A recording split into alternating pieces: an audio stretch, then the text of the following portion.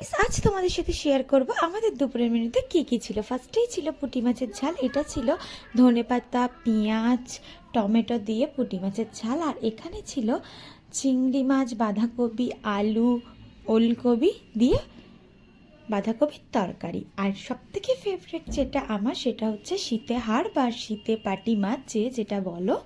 তো আমরা কিন্তু শীতে পাটি বলি, তো এটা অনেকে শীতে হাড়ও বলে থাকো। তো এই মাছের চচ্চড়ি, এটা কিন্তু ছিল টমেটো পেঁয়াজ পেঁয়াজ পাতা বলে সেই দিয়ে চচ্চড়ি। আর আজকে তোমাদের সাথে যেটা শেয়ার করব সেটা হচ্ছে পুঁটি মাছের ঝালের রেসিপিটা। ফার্স্টেই দেখো কড়াইতে পুঁটি মাছগুলো নুন হলুদ মাখিয়ে ভালো করে কড়া করে কিন্তু ভেজে নিয়েছে। ভাজা হয়ে গেলে তুলে রাখার পর এখানে কিন্তু কড়াইতে দিয়ে দেবো আমরা পেঁয়াজটাকে কিন্তু ভালো করে ভেজে নিতে হবে। দেখো পেঁয়াজটা কিন্তু ব্রাউন ব্রাউন এরকম কালার করে ভেজে নিতে হবে একদম।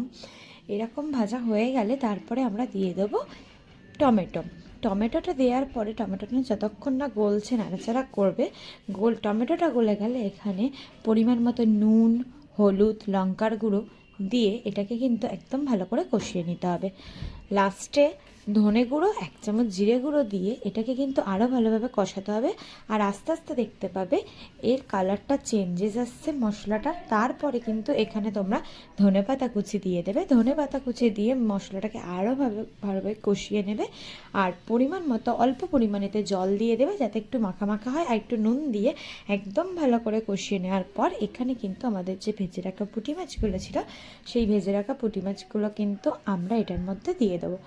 এটার মধ্যে দেওয়ার পরে পুঁটি মাছের সাথে গ্রেভিটা একদম মিলেমিশে যাবে। দেখতেই পাচ্ছ তোমরা একদম কিন্তু পুঁটি মাছের চচ্চড়িটা কালার চলে এসছে। আর আস্তে আস্তে এটা যত ফোটাবে দেখতেই পাচ্ছ তেল ছাড়া স্টার্ট করে দেবে আর কালারটাও খুব সুন্দর চলে আসবে। তো একটু নাড়াচাড়া করে নিয়ে নামিয়ে নিলেই হয়ে গেল আমাদের পুঁটি মাছের এই রেসিপিটা। তো এই পুঁটি মাছের ঝাল রেসিপি কার কার খেতে ভালো লাগে অবশ্যই কমেন্ট করে জানাবে। তো আজকের মতো এখানেই শেষ।